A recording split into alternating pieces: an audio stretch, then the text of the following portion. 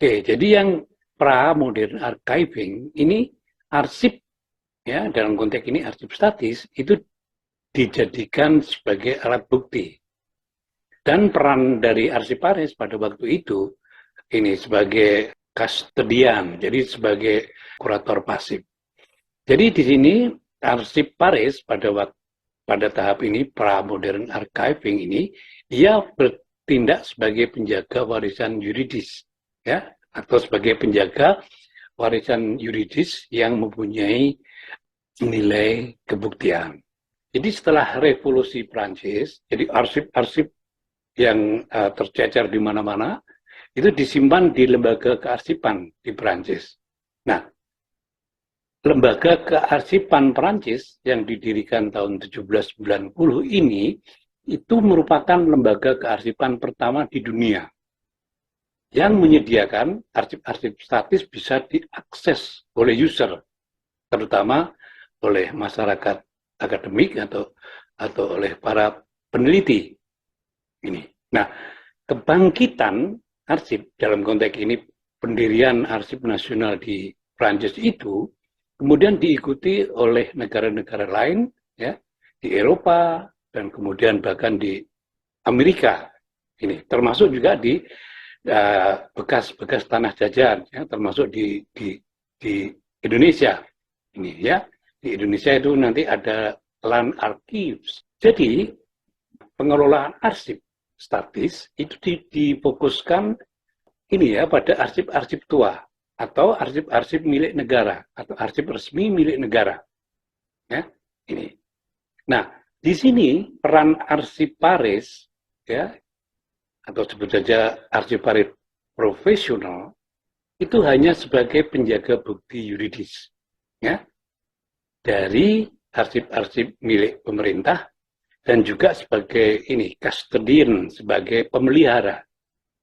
Jadi peran arsiparis pada sebagai penjaga bukti yuridis dan sebagai pemelihara bukti yuridis atau arsip-arsip statis yang disimpan di lembaga kearsipan tersebut itu. Nah, kemudian setelah itu muncul satu ini, ya, satu buku yang sangat terkenal, ya, yang sering disebut sebagai manual Belanda, ya, yang diterbitkan, ya, oleh Muller, Veit dan Vriend ini. Buku tersebut pertama kali muncul itu dalam bahasa Belanda, kemudian diterjemahkan dalam banyak bahasa, termasuk di dalam bahasa Inggris yang diterjemahkan oleh Arthur Levitt ini, yang kemudian diberi judul Manual for Arrangement and Description of Archive. Nah, buku trio Belanda ini atau manual Belanda ini dianggap sebagai kitab suci kearsipan, ya, Bible of Archival Science, ya.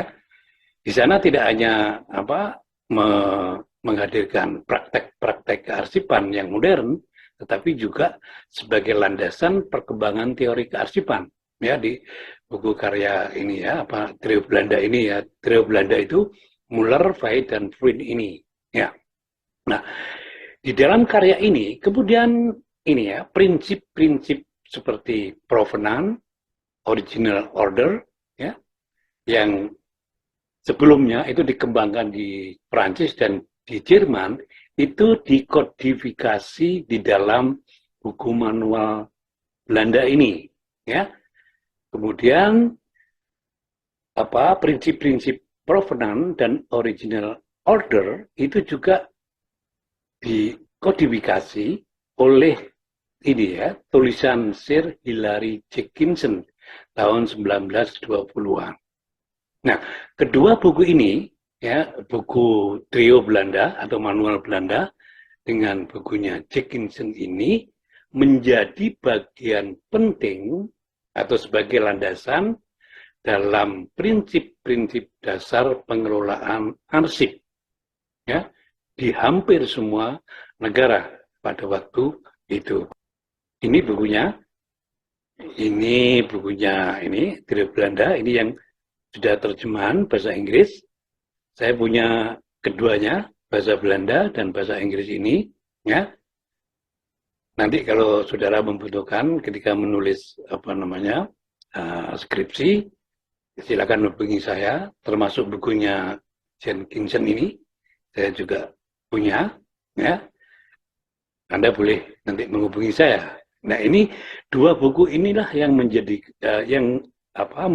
bagian penting di dalam perkembangan praktek dan keilmuan dari arsip itu sendiri, ya. Praktek kearsipan dan keilmuan kearsipan, ya, dua buku penting ini. Ya, oke. Nah, jadi berdasarkan dua prinsip tadi, provenance dan original order, itu kemudian dalam penyusunan arsip statis, juga deskripsi, termasuk pengelolaannya, itu harus mencerminkan ini, konteks penciptaannya, creating agency, lembaga penciptanya. Jadi ini menjadi penting. Jadi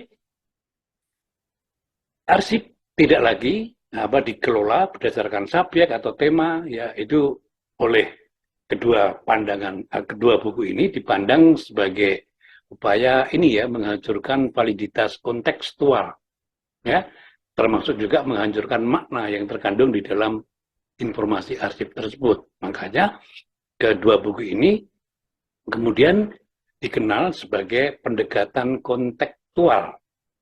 Ini ya. Jadi pendekatan kontekstual itu sifat arsip sebagai bukti tindakan itu dikembalikan dan dipertahankan dan merupakan bukti-bukti yang tidak tercemar, otentik. Jadi arsip-arsip yang dikelola itu dikembalikan seperti aslinya, seperti ketika dia tercipta di lembaga pencipta itu. Itu yang dimaksud ini pendekatan kontekstual ini. Ya. Nah, kemudian pengelola arsip pada masa pre-modern archiving ini tidak ditujukan untuk melayani riset sejarah. Tetapi pengelolaan arsip milik negara ini tadi ya digunakan sebagai eviden, sebagai bukti bahwa suatu negara tersebut melakukan aktivitas kenegaraannya. Ya. Oleh karena itu pada masa ini penilaian arsip atau penyusutan penghancuran arsip itu dianggap sebagai unarchival. Jadi satu tindakan yang keliru ya dalam tanda kutip. Jadi penilaian dan pemusnahan arsip pada masa ini tahap pre-modern ini dianggap sebagai unarchival. Di sini arsiparis itu tidak boleh intervensi. Intervensi dalam konteks ini misalnya arsiparis melakukan penilaian atau arsiparis melakukan penyusutan itu oleh ini dalam konteks pra-modern archiving ini arsiparis tidak boleh intervensi karena akan menghadirkan subjektivitas ini. Nah, oleh karena itu, menurut Jenkinson, pekerjaan arsiparis adalah penjaga kebenaran atau guardianship of trust ini. Ya, ini yang pre-modern. Jadi di sini terlihat dominasi negara kuat ya di dalam menjaga merawat arsip statis. Dan di sini terlihat bahwa peran arsiparis itu sebagai penjaga saja. Ya, ini. Oke.